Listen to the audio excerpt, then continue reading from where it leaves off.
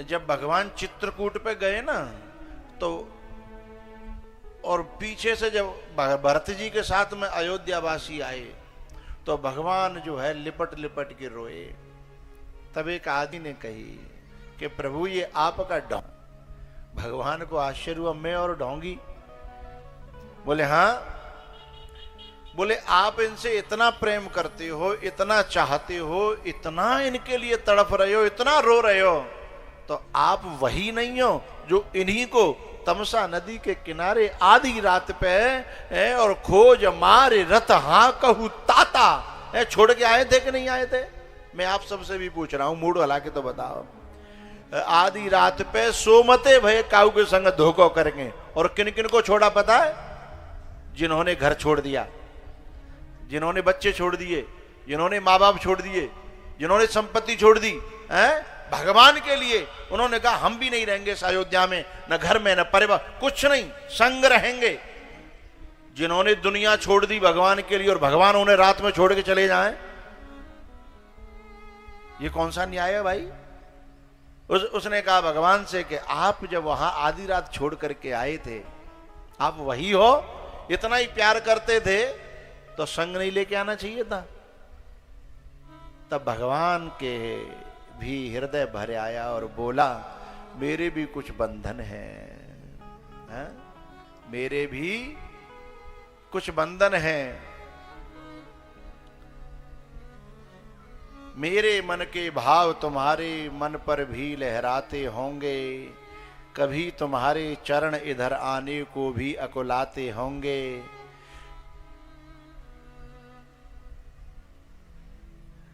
मेरे मन के भाव तुम्हारे मन पर भी लहराते होंगे, कभी तुम्हारे चरण इधर आने को भी अकुलाते होंगे। जाने क्या संबंध बन गए आते जाते द्वार तुम्हारे, फिर भी कुछ ऐसे बंधन हैं पहले किसको कौन पुकारे। मेरी कुछ बंधन है, मेरी कुछ मजबूरियां हैं, मेरे कुछ सिद्धांत हैं, उन्हें जब साधक समझेगा तभी तो समझ पाएगा। आप मुझे भी नहीं समझ पाओगे। तो बोले समझाओ ना। तब भगवान को बताना पड़ा कि मेरा नियम है कि बिना किसी गुरु के सहारे के, सपोर्ट के, बिना किसी गुरु के साथ के कोई मुझे सीधा सीधा पाना चाहे, कोई मेरे को सीधा सीधा मिलना चाहे, कोई मेरे साथ सीधा सीधा चलना चाहे, मैं उसे स्वीकार नहीं करता।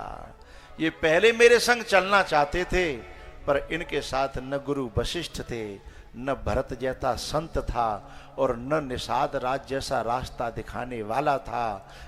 उस समय ये सीधे सीधे पाना चाहते थे, और सीधे सीधे पाने में गड़बड़ ये थी कि इनको कोई संभालने वाला न था। अब श्रद्धा थी और कब श्रद्धा टूट जाती तो इन्हें कौन संभालता। लेकिन जब गुरु संग में होता है तो कब श्रद्धा डगमगाएगी तो वो संभाल लेगा। इसलिए अब ये गुरु के संग आए हैं। चित्रकूट पे जब गए ना, वशिष्ठ जी संग में है, भरत जैसा प्रेमी संत संग में है, और रास्ता दिखाने वाला उन बेहड़ में, कांटों में, ये बेहड़ क्या है? संशय का वन। उन संशय के वन में जो रास्ताओं का जानकार होता है ना, बिना कपड़ा फटे पार ले जाता है, और जो जानकार नहीं होता वो खुद भी फंसता है और दूसरों को भी।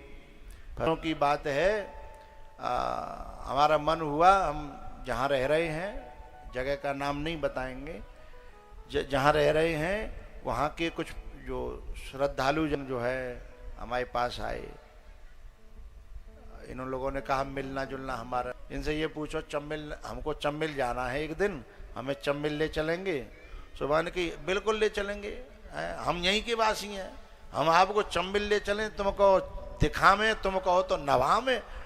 आगे फिर बोलो नहीं कैंचा दो तो कहो तो डुबा दे पर वो यहीं तक रहेगा कि चाहो तो दिखा में और चाहो तो नभा में। माने बड़ी छाती ठोक के गई तो हमें ले गो, जहां तक गाड़ी को रास्ता हो वहां तक गाड़ी ते ले गो। फिर गाड़ी ठाड़ी है गई, फिर वहां पे मोटरसाइकिल आती, बोले यहाँ ते गाड़ी नहीं जाएगी, फिर मोटरसाइकिल ते ले गो। तो मोटरसाइकिल का जो रास्ता रहता है ना वो new new new new new new ऐसा होता है? और इधर से कांटी बचाए, इधर से कांटी बचाए। अब जाके एक जगह गाड़ी बीच जंगल में ठाड़ी कर दी। मैंने कि भैया यहाँ का ही ठाड़ी कर दी है। बोले अब आगे जेव गाड़ी नहीं जाएगी। तो बोले अब आगे जा गाड़ी ते जानो पड़ेगा हैं। तो आगे जा गाड़ी ते लेके चले हमें हैं। और हम चलते चलते काफी देर है गई। मैंने कि भैया चंबल तो दिखाई ना दे रही। बोली अभी तो बहुत दूर है, अभी तो बहुत दूर है। तो मैंने कि भैया चंबल मैया के हम यही दर्शन कर ले, तू रहने दे अब हमें। तो बोले ना ने कोशिश कर लेते हैं। थोड़ी सी कोशिश करी तो आगे जो है ना कोई इतना कौन अपने खेतन की अपने की ऐसी बाढ़ लगा रखी कि बाबू हटाए वो बड़ो मुश्किल हो।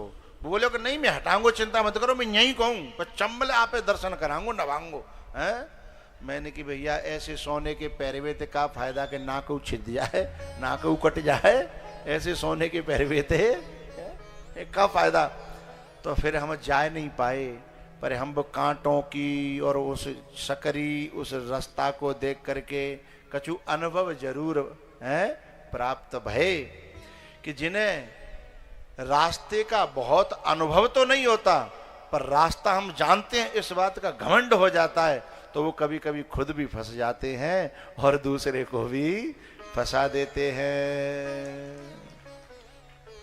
तो बिना गुरु के राम जी ने उनसे कहा कि ये पहले बिना गुरु के आए थे लेकिन अब गुरु के भेजे हुए आए हैं।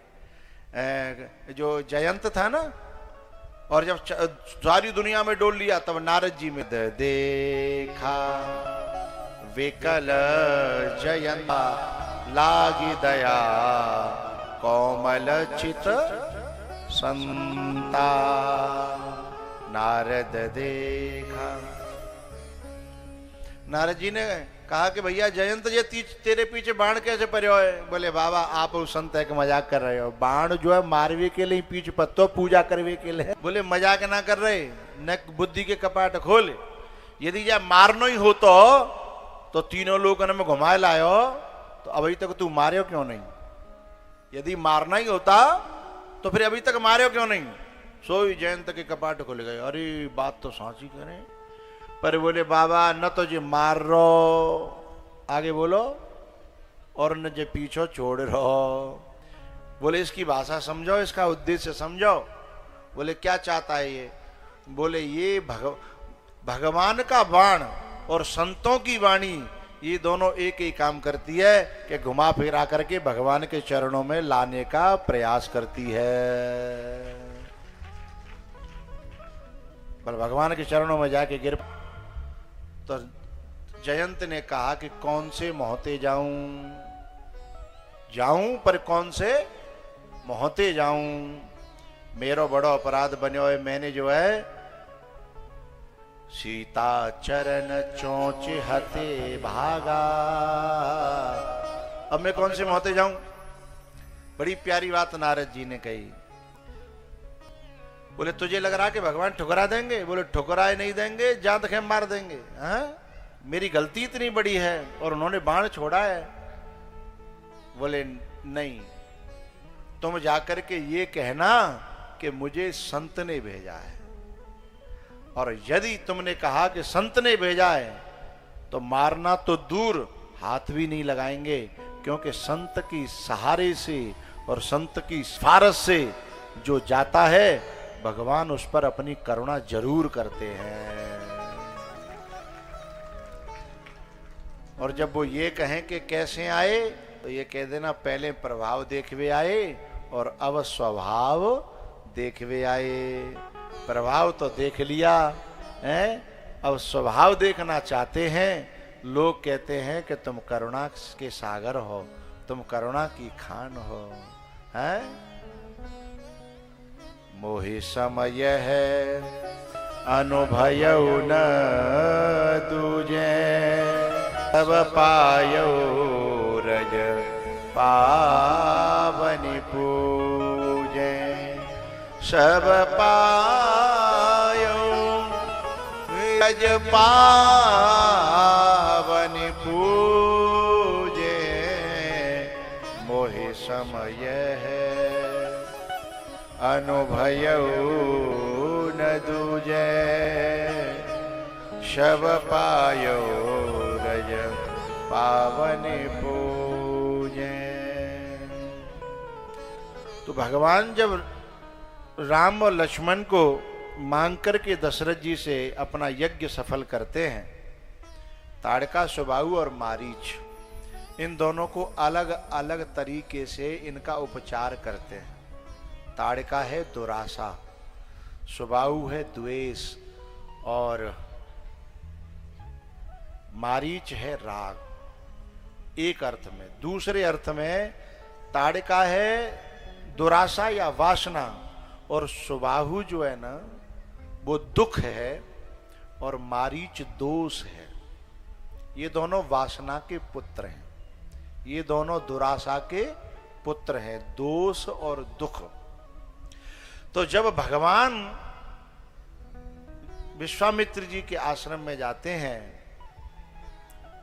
दुख का तत्काल नाश कर देते हैं, और वासना पे परमात्मा का बाण पड़ जाए या संत की वाणी लग जाए तो जीव के हृदय की जो वासना है वही उपासना में परिवर्तित हो। पहले वही वासना है, वही ममता, वही तृष्णा संसार में होती है,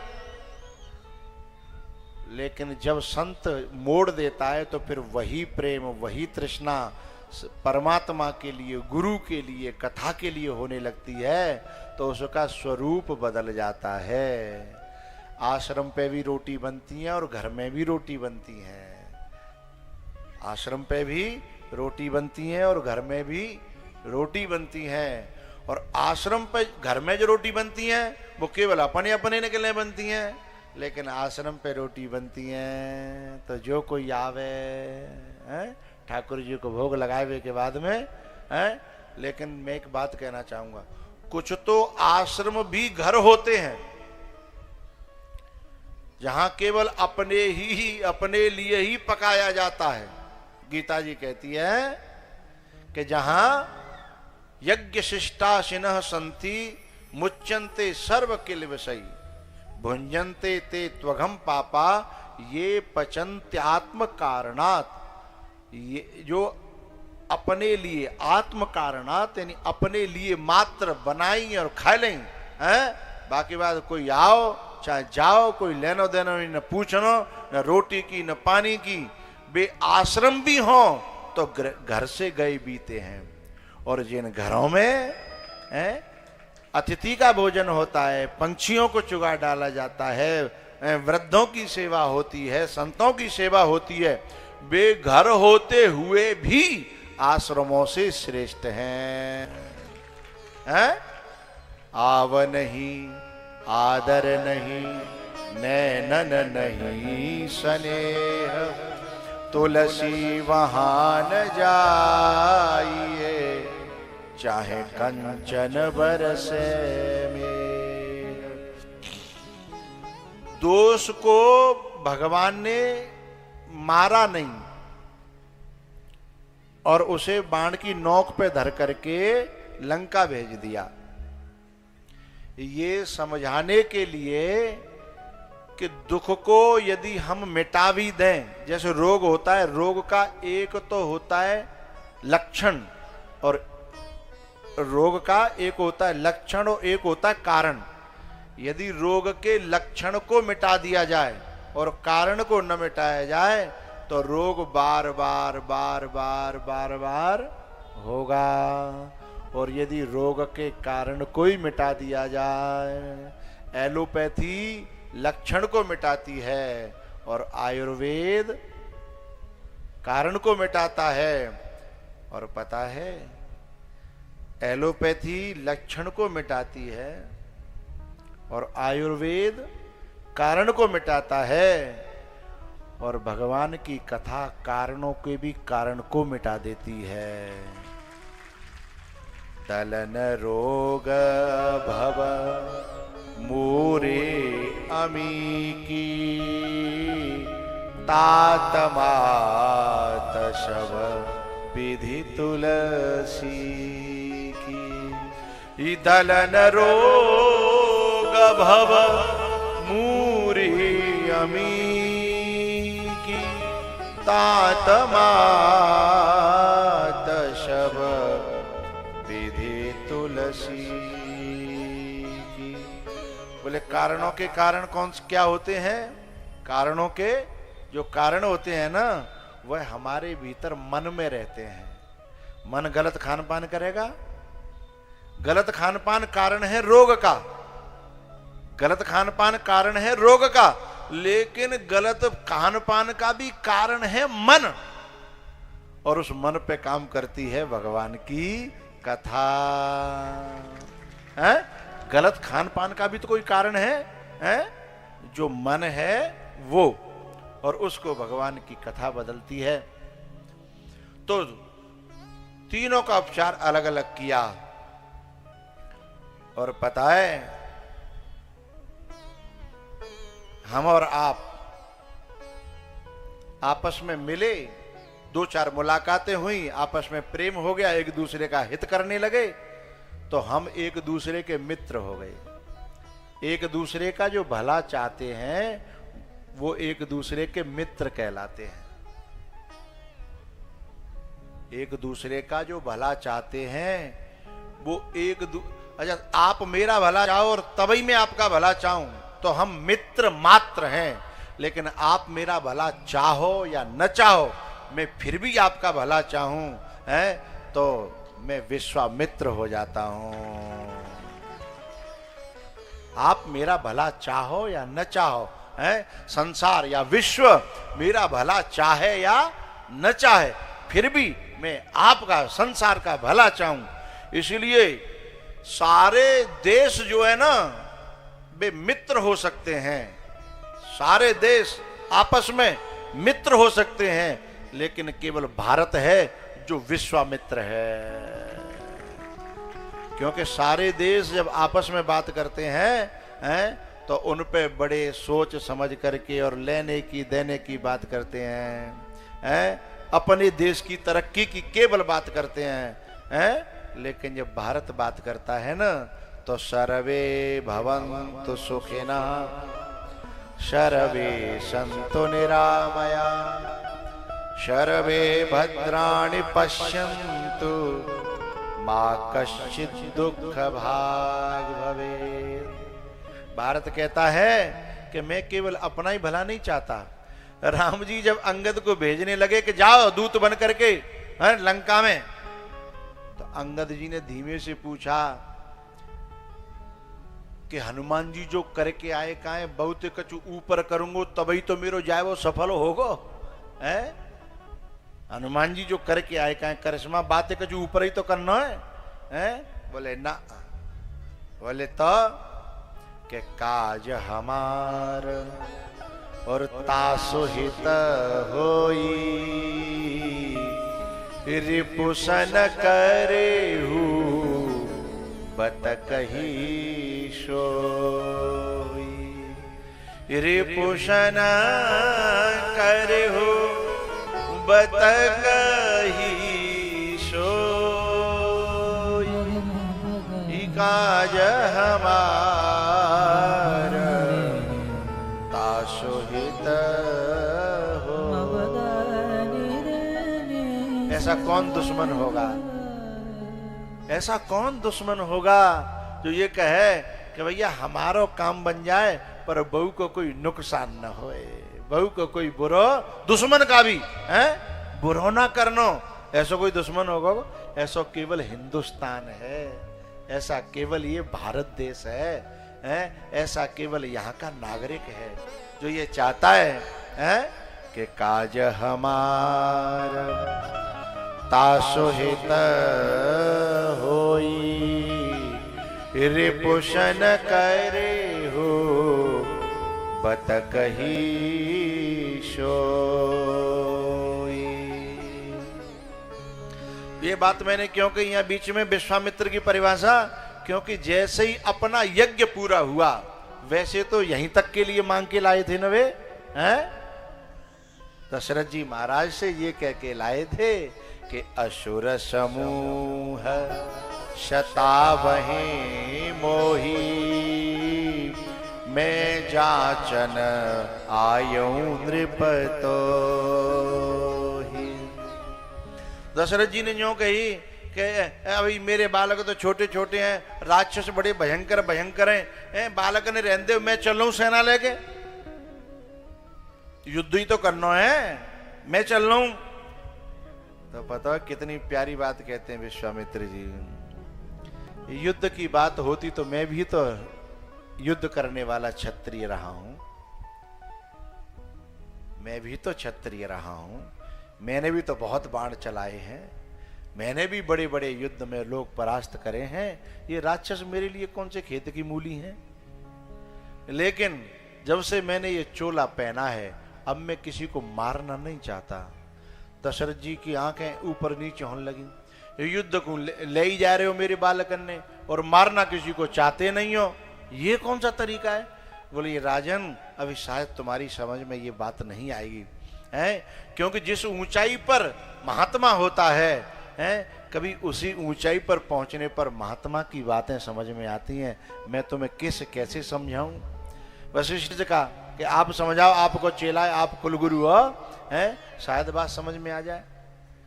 वशिष्ठ जी बोले मैं देखता हूं, लाओ। तब वशिष्ठ बहुविधि समुझावा, तब वशिष्ठ, तब अंतिम बात कही विश्वामित्र जी ने, सुनो ये चोला जब से पहना है मैं किसी को मारना नहीं चाहता, इसलिए राम को मांग रहा हूं। बोले राम नहीं मारेंगे क्या। बोले ना, राम के आपने जब बाण किसी में आप दोगे तो वो मरेगा, लेकिन ये जब किसी में बाण मारेंगे तो मरेगा नहीं, वो तरेगा। अब मैं ताता हूं मारना है, मैं उन असुरों को असुरत्व से उठाना चाहता हूं। पता है संत की वाणी और परमात्मा का बाण जब लगता है तो क्या करता है, स्वभाव में परिवर्तन करता है। वैसे जीव की अधोगति होती है और जब ये वाणी पकड़ती है तो उठा करके ऊर्ध्वगति कर देती है।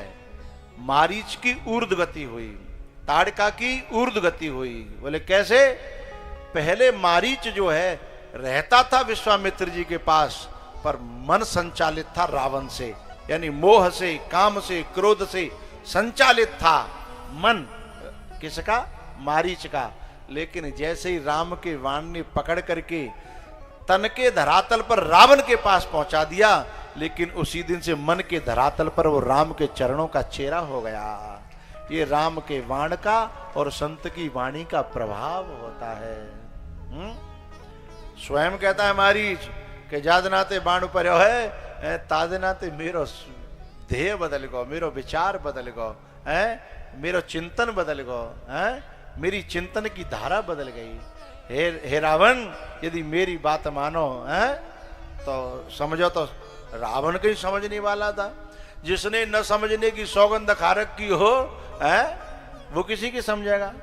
माने कि चलते हो, अब मैं तुम्हारे प्रवचन सुनने नहीं आया, मैं तो केवल स्वार्थ साधक हूं। मेरे अनुसार चलोगे तो ठीक है, और नहीं तो मैं तुम जैसों को गैल से 1 मिनट में हटा देता हूं और उठा देता हूं। मारीच ने कही मरनो ही है तो जाके हाथंते चो मरो, मारवे वारे के हाथंते चो मरो।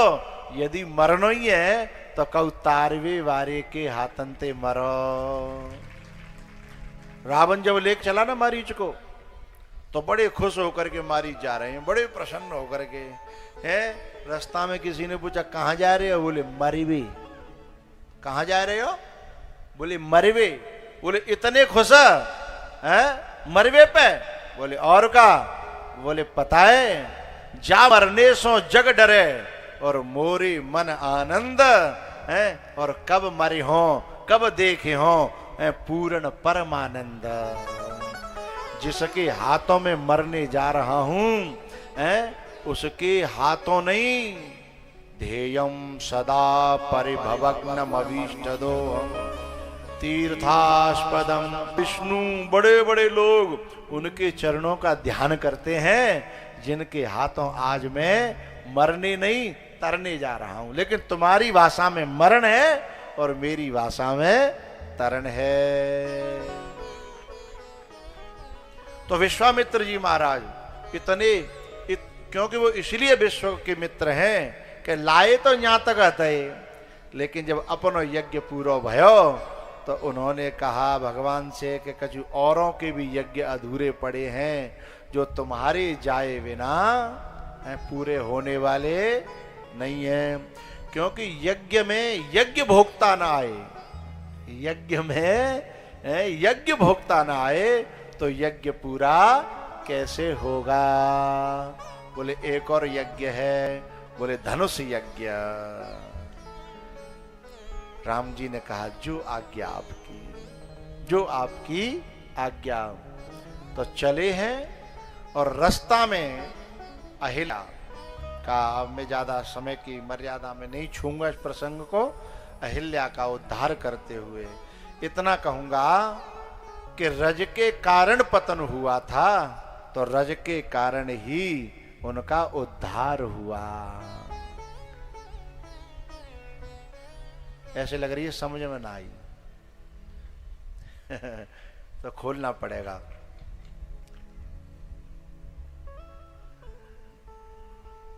और खोलेंगे तो फिर घुस जाएंगे, और घुस जाएंगे तो निकल नहीं पाएंगे, और निकल नहीं पाएंगे तो आगे नहीं बढ़ पाएंगे।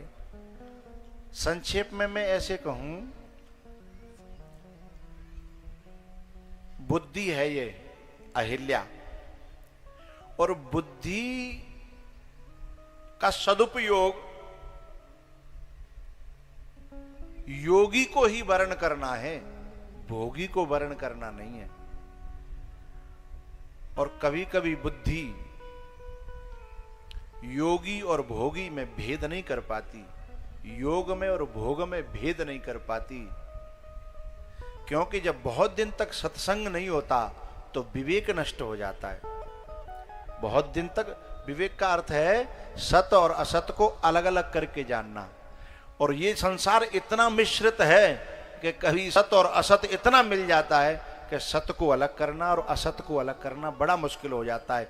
योग को अलग करना, भोग को अलग करना बड़ा मुश्किल हो जाता है।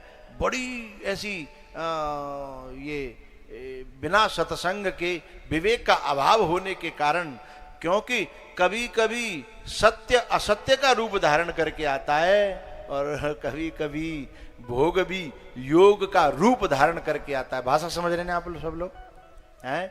क्योंकि इंद्र है भोग, और अहिल्या का पति क्या नाम है? गौतम, वो है योग। इंद्र है भोग, इंद्र है भोगी, और गौतम जी हैं योगी।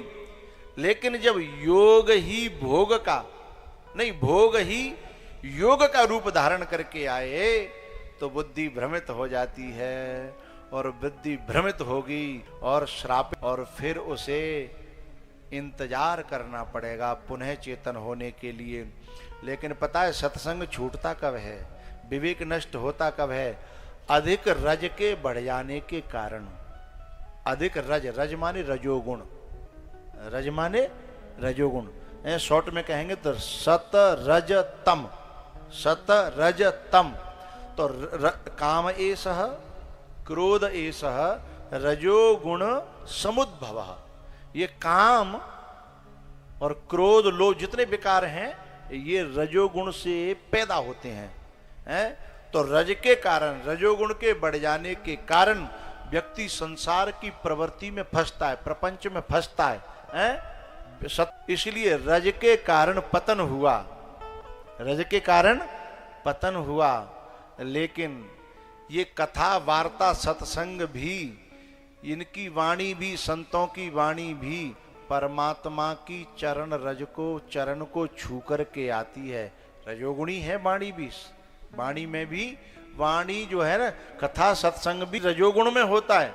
तो जब वो चरण को छू कर के वाणी आती है तो वो जो रज है, वो जो सत्संग है, फिर उसमें उस विवेक को जागृत करता है और वह चेतनता को पुनः प्राप्त हो जाती है। अब तो बात बैठ गई होगी ना। रज के कारण पतन हुआ और रज के कारण चरण कमल रज चाहती, कृपा करहु रघुवीर।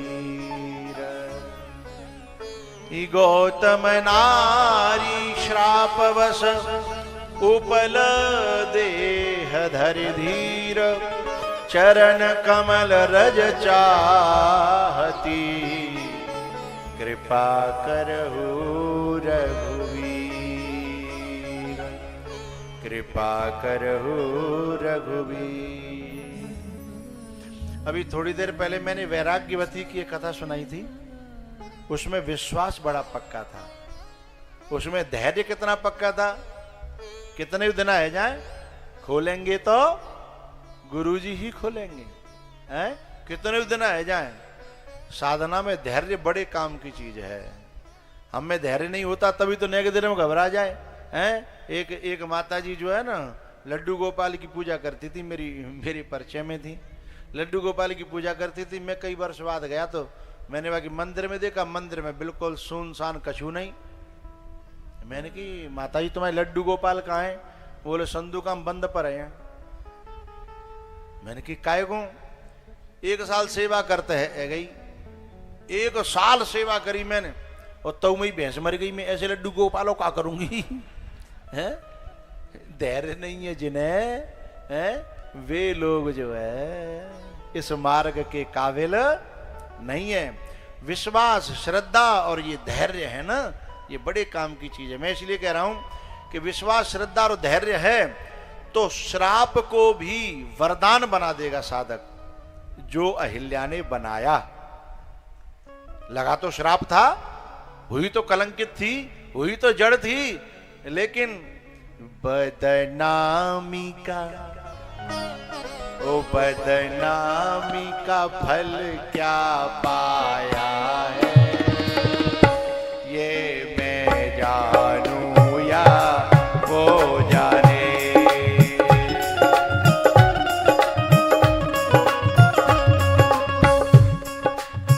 ओ बदनामी का फल क्या पाया है,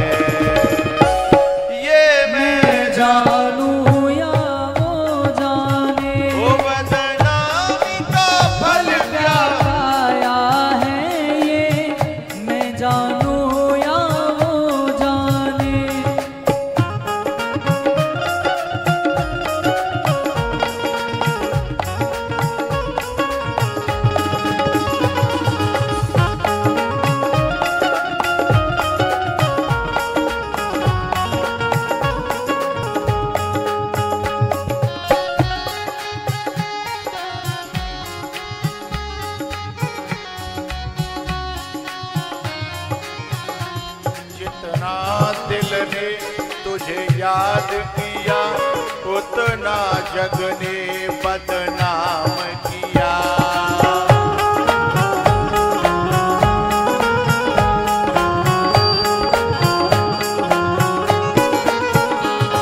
बदनामी का, ओ बदनामी का फल क्या पाया है, ये मैं जानूं या वो जाने।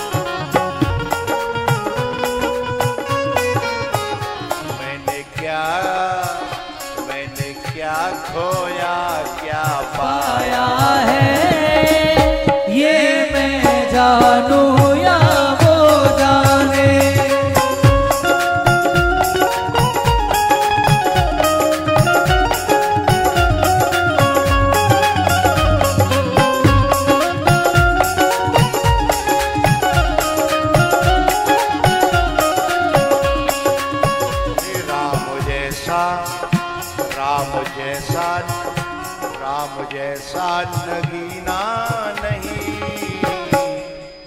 सारे जग की बजरिया में।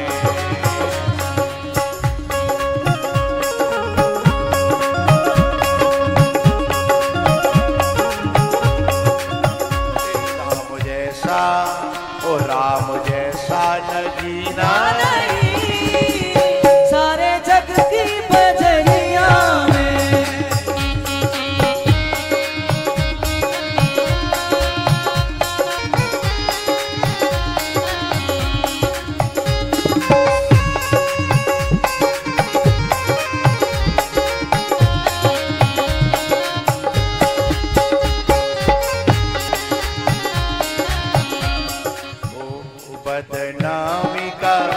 बदनामी का फल क्या पाया है, ये मैं जानूं या हो जाए। बदनामी का फल क्या पाया है, ये मैं जानूं या हो जाए। बदनामी का फल क्या पाया है, ये मैं जानूं या हो जाए।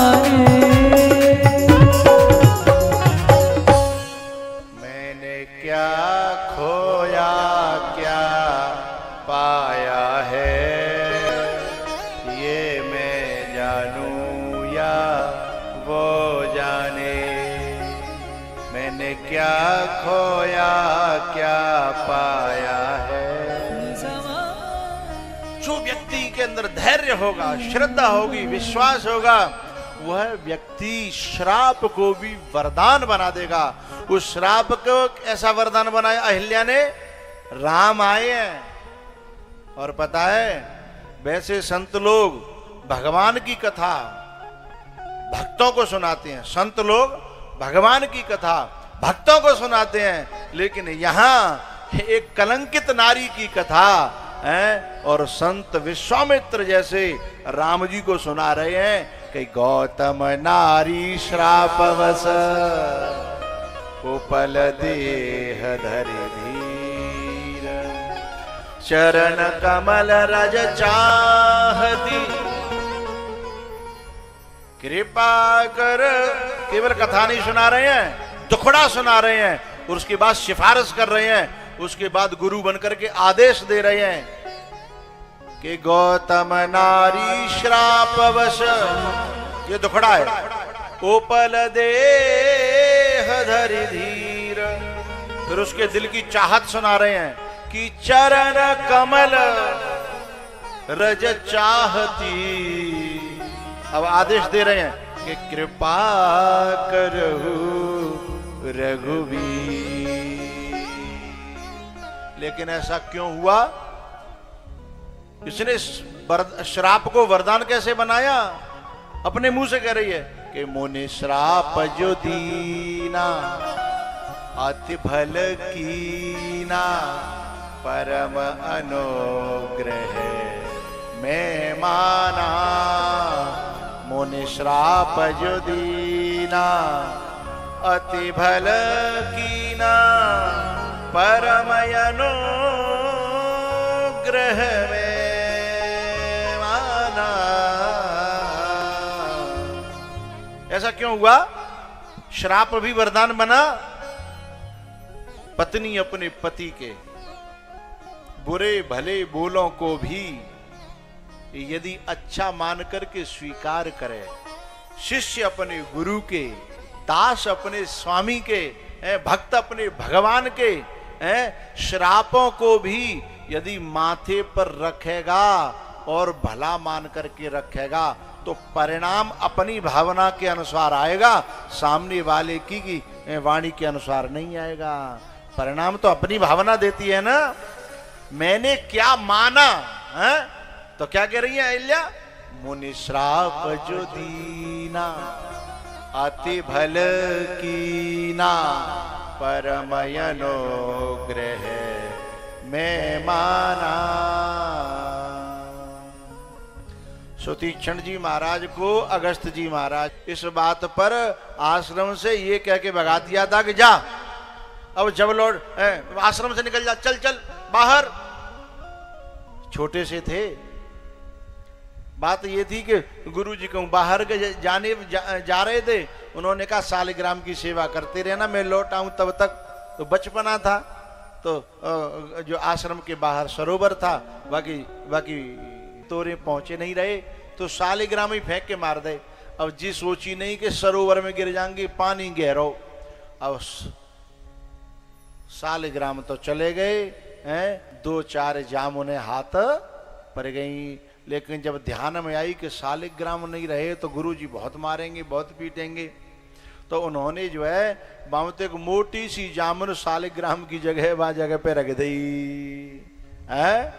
लेकिन बैद्यनाथ ठाकुर जी से प्रार्थना करते रहे, गलती तो है गई है, पर मेरी पिटाई बचा देना, मेरे गुरुजी की मेरे ऊपर कृपा बनी रहे, बस ऐसा करना। गलती तो हो गई, डर है, क्योंकि गुरु का दर और गुरु का डर ही शिष्य को भव से पार कर देता है। इतना डर लग रहा था है। जब गुरुजी आए काफी दिन बाद, तो गुरुजी ने जाकर के सालिग्राम को प्रणाम किया, तो ऊपर को छिलका बड़ो चमक रहा हो। तो गुरुजी बोले बेटा सालिग्राम पे बड़ी चमक आ रही है। बोले गुरुजी बहुत सेवा करी है, आपके जावे के बाद डर के माने सेवा ही करता रहा हूं। तो गुरुजी को मन नहीं मान्यो, तो लेके हाथ में जैसे ही पकड़ी सोई कई दिन आएगी तो सड़ गई थी, सोई उंगरिया बिगड़ गई वहां।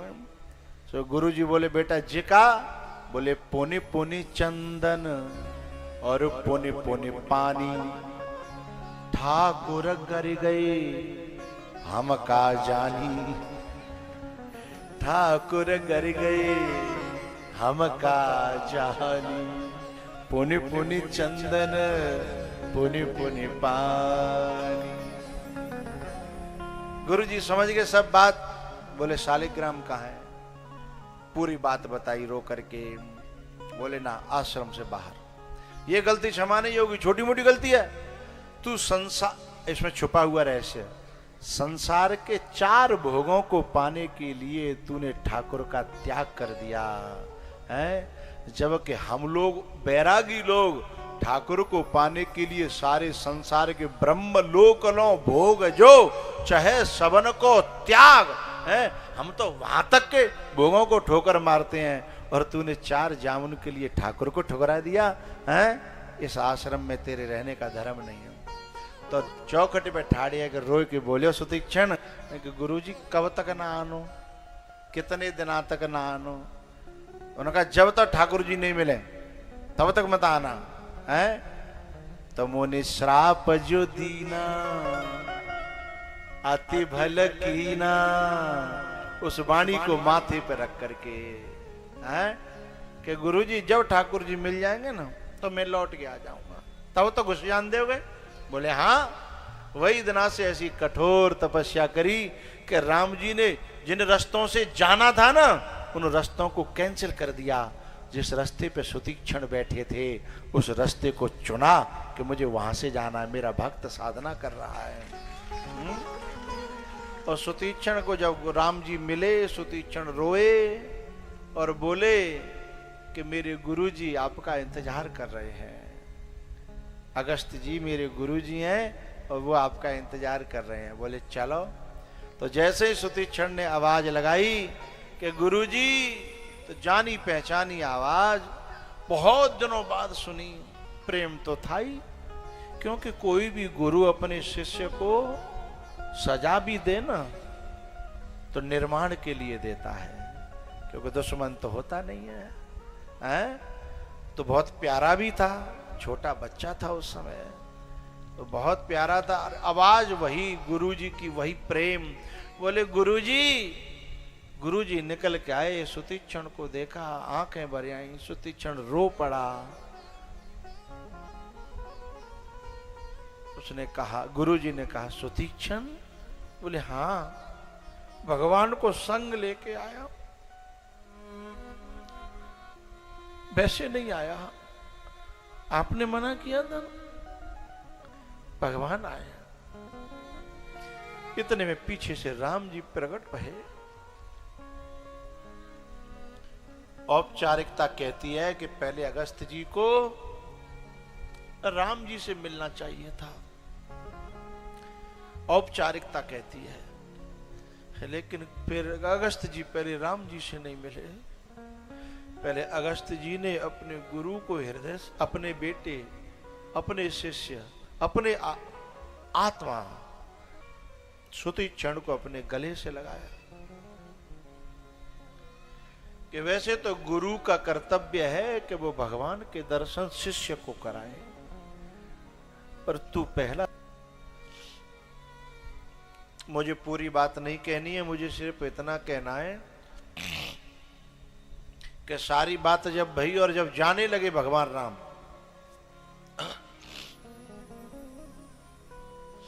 भगवान राम जब जाने लगे ना, तो सुतीक्षण भगवान के चरणन में गिर के बोले, गुरु जी ते कह जाओ कि अब वो आश्रम में राख तो ले, मैंने आपकी तपस्या आपके लिए नहीं किया है, मैंने आपकी तपस्या, आपका भजन इसलिए किया है कि मेरी जगह जो गुरु जी के दिल में और गुरु जी के आश्रम में जो खत्म है गई थी ना, वो दोबारा से बन जाए, ऐसो मेरे गुरु जी ते कह जाओ। हैं? तब राम जी ने अगस्त जी को इशारा किया। अगस्त जी ने कहा, प्रभु सुतीक्षण की जगह आश्रम में ही नहीं है, अब मेरे दिल के भीतर भी है।